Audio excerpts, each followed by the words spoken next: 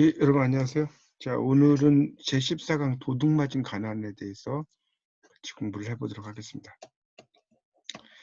이 도둑맞은 가난이라는 작품은 박완서 작가의 작품이죠. 1975년작입니다. 박완서 작가의 작품인데, 이 작품은 일종의 중산층의 그런 그 허위의식이죠.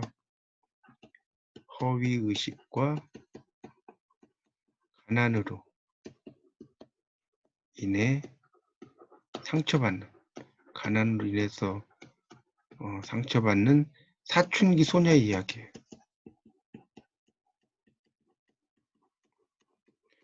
볼 수 있겠고요. 1970년대의 그런 급격한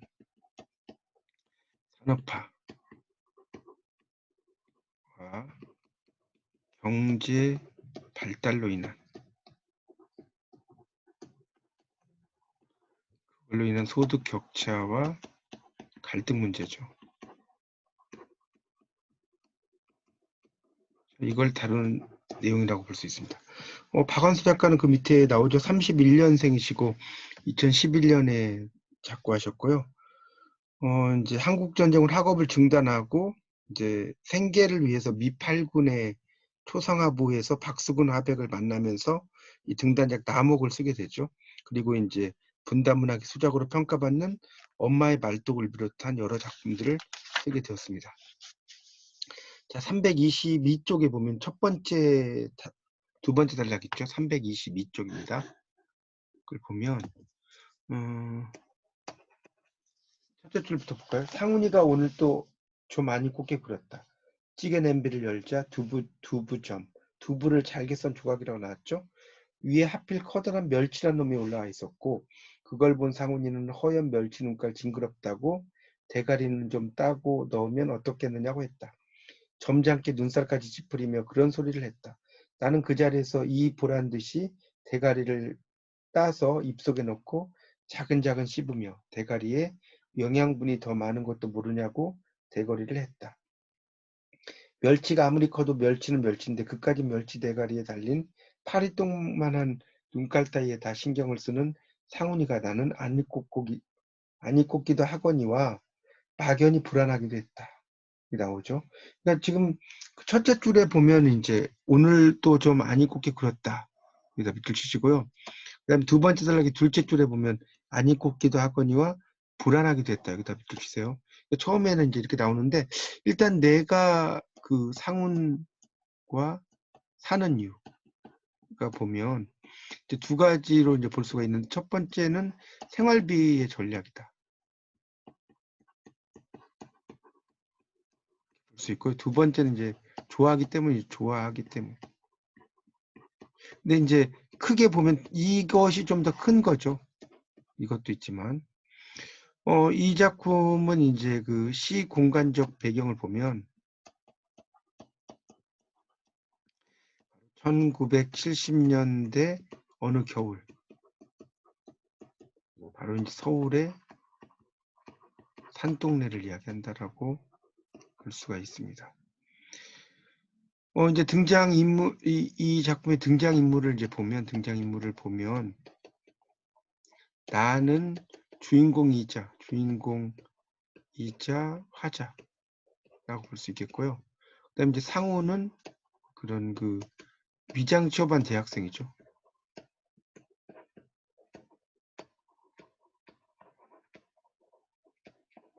그런 내용이 되겠습니다. 그래서 이제 그런 내용을 좀 알아두시면 좋겠고요. 그 다음에 이제 그 324페이지를 좀 보면 거기 이제 그 두 번째 단락의 넷째 줄부터 보세요. 324쪽입니다. 324쪽에 두 번째 단락 넷째 줄부터 보면 집주인 이렇게 나오는 거 있죠. 집주인이 새방에 부엌을 만들어준답시고 추녀 끝에서 블록담까지 사이에 무명폭만한 하늘을 아예 슬레이트와 루핑은 지붕을 이는 일이라고 써졌죠. 조각으로 막아버려 명색이 부엌인 이속은 침침하고 환기도 안 된다. 여기 밑줄 써. 이속은 침침하고 환기도 안 된다. 그다음에 연탄가스와 음식 냄새로 숨이 막힐 것 같다. 매캐하고 짜고 고리타분하고 시척지근한 냄새가 밖에서 갓 들어서면 눈이 실 만큼 독했다. 독했다 동그라미. 이 냄새는 방에도 옷에도 이부자리에도 배어 있었다 밑줄. 그러니까 결국 여기서는 뭐예요? 가난한 삶의 구체적인 경험. 이것을 냄새로 치환하는 거죠. 그리고 이제 어떤 후각적인 이미지를 통해서 묘사한다라고 볼 수가 있겠습니다. 그리고 이제 이 부분에 이제 그 냄새가 날 것이다까지가 있는데, 이 부분은 결국 뭡니까? 이 산동네의 쪽방촌 묘사다라고 볼 수가 있겠죠. 그래서 이제 그 327쪽을 보세요. 327쪽에 세 번째 단락의 둘째 줄에 보면 인류 재봉사가 되어 인류 양장점에 고용될 날을 막연히 꿈꾸며 재봉틀을 놀리면, 자, 그러니까 이게 이제 바로 뭡니까? 나의 소박한 꿈이죠. 나의 소박한 꿈은 결국 뭡니까? 인류 양장점에 취업하는 거다, 이렇게 쓰세요. 취업하는 거죠. 인류 재봉사가 되어 인류 양장점에 고용될 날을 꿈꾼다는 거죠. 그러면 이런 단조로운 작업도 한결 덜 지루해 했다. 그리고 내가 인류 재봉사가 된 후에 상훈이가 맥기 공장 직공이어도 괜찮을까? 그걸 잘 모르겠어. 낫죠. 뭐 이제 그런 내용 쭉 나오고요. 그러니까 결국 이제 맥기 공장 직원을 이야기를 하잖아요. 여기 지금 맥기라는 건 아까 가짜라고 그랬죠. 맥기 공장 직원. 그러니까 이 맥기 공장 직원이라는 설정 자체가 뭡니까? 바로 누군가를 속이는 일이죠. 이렇게 볼 수가 있겠습니다. 그리고 이제 이 작품에 보면 이제 어머니에 대한 이야기가 나오는데, 이 작품의 이제 주인공의 어머니는 되게 어떻습니까? 허영심이 많은 분으로 나오죠. 그리고 이제 중산층 인정 욕망 이런 게 있어요. 그러니까 이제 좀 더 본때 있게 사는 거, 본때 있게 사는 일, 또 친구들의 시선, 또 남들 사는 모습과 비교하는 거죠. 이런 것이 또 등장을 합니다. 그렇게 이제 볼 수가 있겠고요.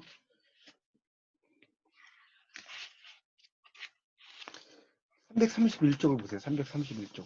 이제 결국은 이제 아버지가 나중에 이제 그 회사를 이제 어머니가 아버지에게 회사를 하게 만들었는데, 결국은 이제 회사가 이제 실패하다 보니까 331쪽의 그 두 번째 단락의 밑에서 셋째 줄 보면 노염, 늦더위라고 나왔죠. 노염이 가시지 않은 무더위 날 방에 연탄불을 펴놓고 문틈은 꼭꼭 봉하고 내 식구가 나란히 죽어 있었다.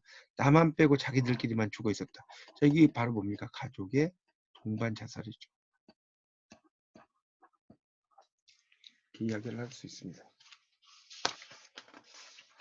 그리고 이제 334쪽을 보세요. 334쪽.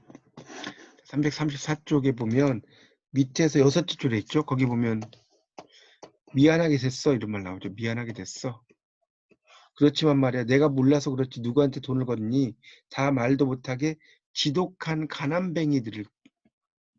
이 가난뱅이는 일종의 그 뭡니까? 가난한 사람들에게 거리를 두는 표현이라고 할 수 있어요.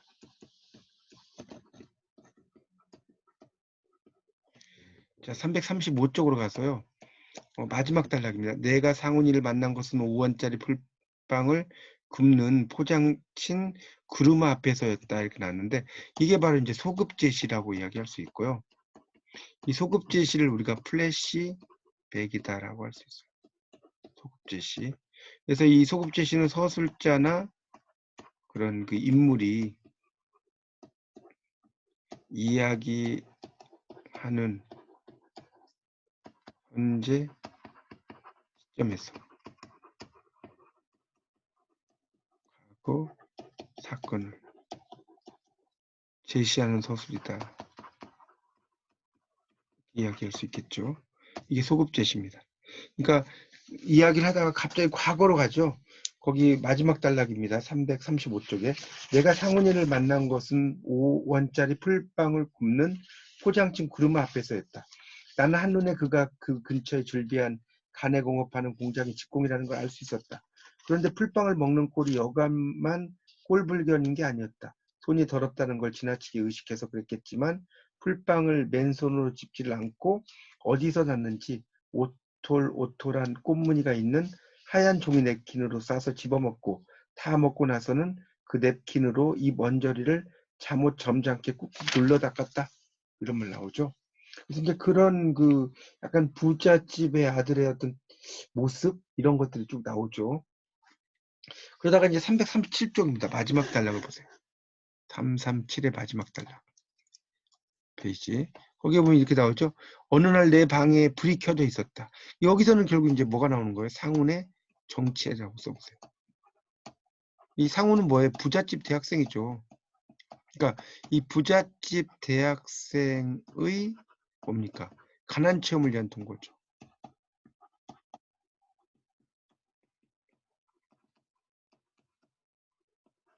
그래서 이제 상훈이가 돌아와 있었고 냉랭하고 남남스러운 남남 같으니에요. 얼굴로 나를 맞았다. 그는 좋은 옷을 입고 있었고 머리끝에서 발끝까지 깨끗했다. 그래서 그런지 그가 내 방에 앉아 있는 게 비현실적으로 보였다. 나는 그가 비참하게 돼서 돌아오는 경우만 상상했지 이렇게 훌륭하게 돼서 돌아오는 경우를 전혀 예기치 못했으므로 우두망찰. 그러니까 우두망찰은 이제 정신이 얼떨떨해서 어찌할 바를 모르는 상태를 나타내는 말이라고 나오죠. 그래서 이제 이야기가 되고 있습니다. 그래서 이제 339쪽으로 가보면 339쪽입니다. 거기를 보겠습니다. 거기 그 한 네 번째 단락의 넷째 줄부터 보세요. 339쪽에.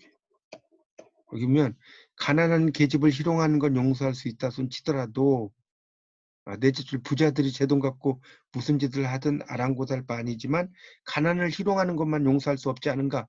가난한 계집을 희롱하는 건 용서할 수 있다 손 치더라도 가난 그 자체를 희롱하는 건 용서할 수 없다. 더군다나 내 가난은 그게 어떤 가난이라고. 내 가난은 나에게 있어서 소명이다. 그러니까 결국 이 여기서의 이런 내용은 뭡니까? 이 사랑의 어떤 사랑의 실패와 배신 이런 게 있죠. 이런 건 참을 수 있다는 거예요. 참을 수 있어도 신분을 속이고 나의 꿈과 삶에 대한 신념을 희롱한 거. 이것은 용서가 안 된다는 거죠. 이렇게 볼 수 있겠죠. 340쪽을 보세요. 340쪽에 그 두 번째 단락이 있죠. 부끄럽고 말고 부끄럽다. 당장 이 몸이 수증기처럼 사라질 수 있으면 사라지고 싶게 부끄럽다. 그러니까 이제 그 부끄러움에 대한 이야기를 계속하고 있고요. 341쪽을 보시죠. 거기 넷째 줄 끝에부터 보시면 341쪽에 끝에 보면 이런 것들이 어제와 똑같은 자리에 있는데도 어제의 것이 아니었다. 그것들은 다만 무의미하고 추했다. 어제의 것들은 일사불란 나의 가난을 구성하고 있었지만 지금 그것들은 분해되어 추한 무용지물 뿐이었다. 그러니까 이 말은 뭐겠어요? 무의미하고 더러운 잡동사니 되어버린 나의 살림살이죠. 살림살이.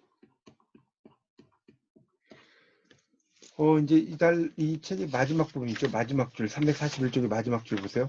나는 우리가 부자한테 모든 것을 빼앗겼을 때도 느껴보지 못한 깜깜한 절망을, 가난을 도둑맞고 나서 비로소 느꼈다. 나는 쓰레기 더미에 쓰레기를 더하듯이 내 방 속에 무의미한 황폐의 한가운데에 몸을 던지고 뼈가 저린 추위에 온몸을 내맡겼다. 자, 그러니까 이제 이 작품에서 이제 보면 이 가난을 대하는 세 가지 태도가 나옵니다. 자, 이것을 이제 보면 이 가난을 이제 대할 때 어떻게 대하느냐 세 가지가 있죠. 하나, 둘, 세 가지라고 이제 봅시다. 이렇게 이제 보면 첫 번째는 뭡니까? 가난을 거부하는 자가 있고요. 가난을 견디는 자가 있고요. 그다음에 가난을 훔치는 자가 있다는 거예요. 그래서 이제 이 가난을 거부하는 자는 뭡니까? 어머니, 아버지, 두 오빠. 이분들은 어떻게 됐습니까? 이제 사업에 실패를 하죠. 사업 실패. 하니까 동반 자살하죠. 아까 네 사람이 자살했다고 나오죠. 그러니까 이제 결국 이것은 뭐예요? 도피하고 혐오하는 거죠. 결국은. 그다음에 가난을 견디는 자는 나와 봉제 공장 아줌마죠. 그러니까 나에게 가난은 뭐예요? 소명이다라고 그랬고. 그러니까 이것은 가난을 순응하고 가난을 동반한다는 거죠. 자, 그다음에 가난을 훔치는 자는 상훈과 그의 아버지죠. 자, 그러니까 위장 취업을 하죠. 위장 취업. 위장 취업을 해서 뭡니까? 그 가난을 체험하는 거죠. 그러니까 여기는 관찰 한다라고 볼 수 있어요. 그러니까 이 작품은 일종의 중산층이나 부유층의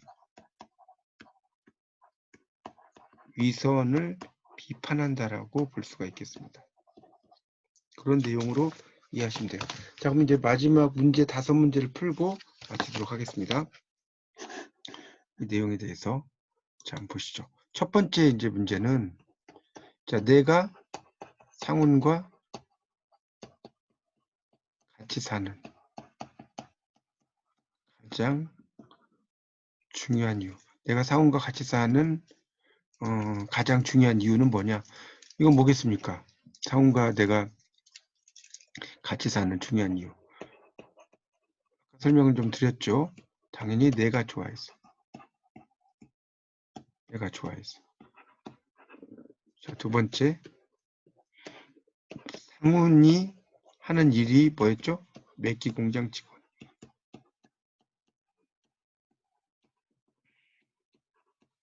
자, 그럼 세 번째.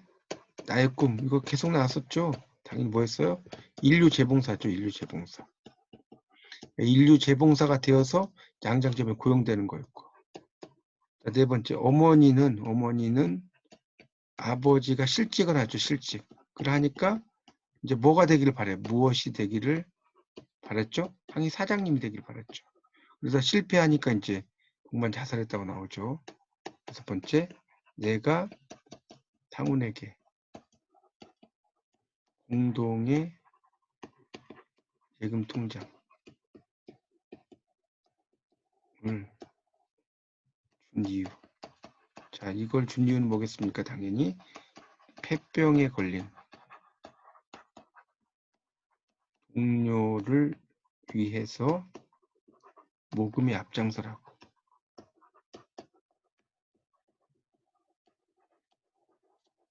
주게 됩니다. 이 구체적인 이제 내용들이 몇 페이지에 있는지는 여러분이 직접 읽어보시면서 의미를 좀 파악을 하시는 것이 좋겠습니다. 거기 이제 343쪽에 보면 이제 이 작품의 해설을 보면 위선과 허영, 미화된 가난이라 나왔죠. 그러니까 아름답게 표현된 가난이라는 거예요. 그래서 이제 사춘기 소녀의 일그러진 삶이 내용이 나온다는 거예요. 거기 343쪽의 두 번째 단락에 보면 이 작품의 배경 70년대는 급격한 산업화로 인해 계층 분화와 갈등이 심각했던 시기였다. 거기 밑줄 치세요. 계속. 박완서는 당시 쪽방촌의 열악한 조건 속에서 공장 노동을 하는 사춘기 소녀를 주인공으로 내세워 중산층의 허위의식과 가난의 문제를 그렸다. 두 번째는 뭐예요? 위선과 사려 깊은 부자의 관심에 대한 이야기를 쭉 쓴 거고요. 그 다음 넘기면 세 번째는 허영과 가난에 대한 어떤 그 두려움에 대한 이야기가 나온다는 거죠. 허영심, 주 어머니를 통해서 이제 허영심, 그리고 이제 가난의 두려움, 그 다음에 미화된 가난, 이 345쪽에 아름답게 표현된 가난이라는 거죠. 네, 조금만 더 설명을 좀 할게요. 그래서 이 작품에서는 이제 이 자살이 아까 이제 좀 나왔지만 이 가족의 자살이 준 충격이 있고, 그다음에 상훈과의 관계에 대한 불안이 있죠.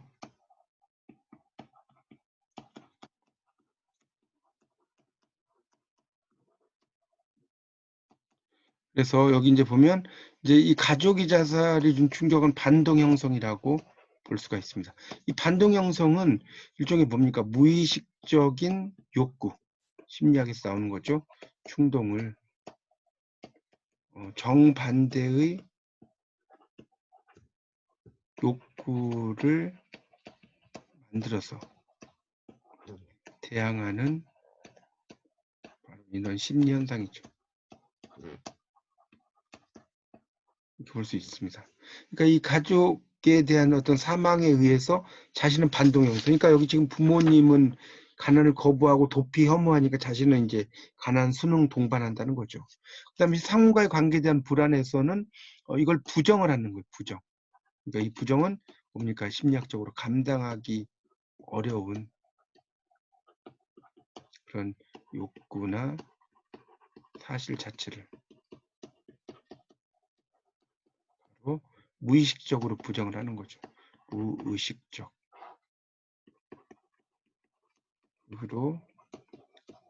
부정하는 심리 현상이죠. 이렇게 볼 수가 있겠습니다. 네, 이상 그 박완서 작가의 도둑맞은 가난을 끝으로 현대소설의 이해 감상 전체 강의를 마치겠습니다. 여러분 다시 한번 책을 잘 읽으시면서 여러분의 것으로 만드시기 바랍니다. 네, 감사합니다.